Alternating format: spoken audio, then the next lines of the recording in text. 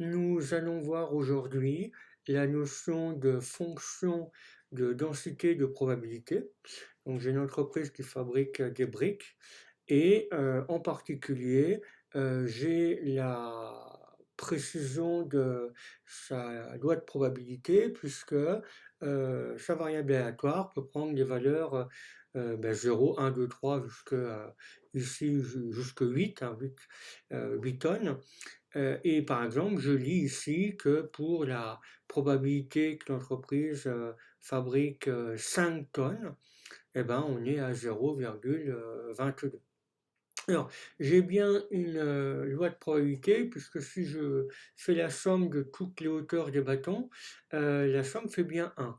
Donc je suis en train de dire que j'ai bien une loi de probabilité qui est discrète, puisque c'est 0, 1, 2, 3, comme ça jusqu'à 8. Alors, je peux en particulier m'amuser à calculer, par exemple, la probabilité que l'entreprise fabrique au plus 3 tonnes. C'est-à-dire, fabrique 0 tonne, 1 tonne, 2 tonnes ou 3 tonnes. Et je fais ce calcul-là voilà, que je vais faire par la suite.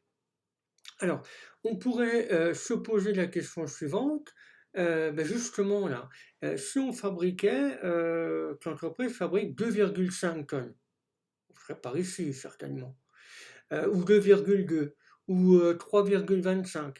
On est en train de dire qu'on pourrait très bien imaginer ce que j'ai représenté en rouge là, quelque chose de beaucoup plus continu, de totalement continu d'ailleurs. Et puis de dire, voilà, je peux déterminer la probabilité pour 4,9 tonnes et puis en déduire une certaine valeur. Alors, c'est ce qu'on appelle justement la fonction de densité, qu'on va noter F. Donc, en fonction du nombre de tonnes, cette fois-ci, les tonnes là, qui sont exprimées vont prendre des valeurs ici de manière continue, donc sur tout l'intervalle entre 0 et 8. On appelle f de t, c'est donc la fonction de densité de probabilité. Alors, ce que j'ai représenté ici en fuchsia, c'est quoi?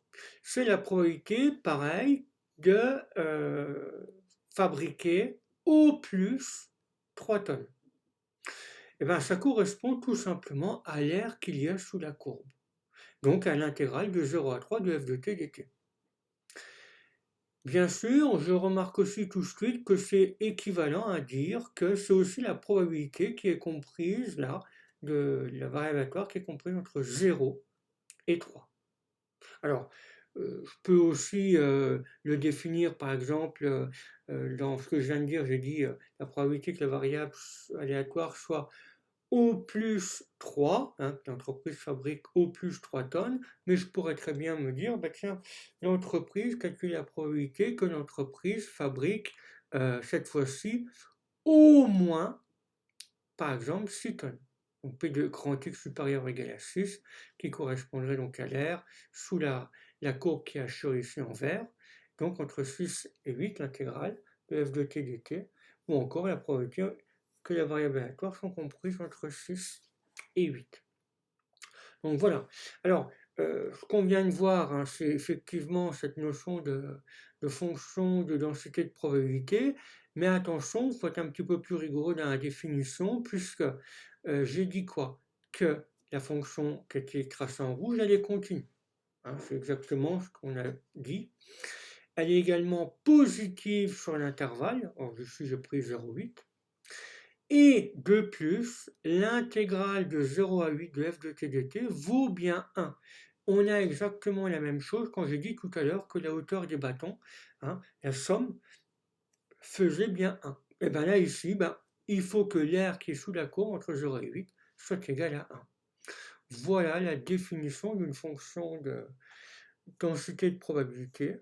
Et donc, du passage de ce qui était discret à un passage de ce qui est continu.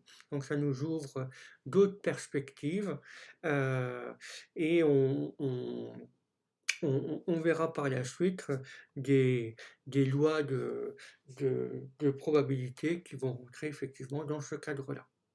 Voilà.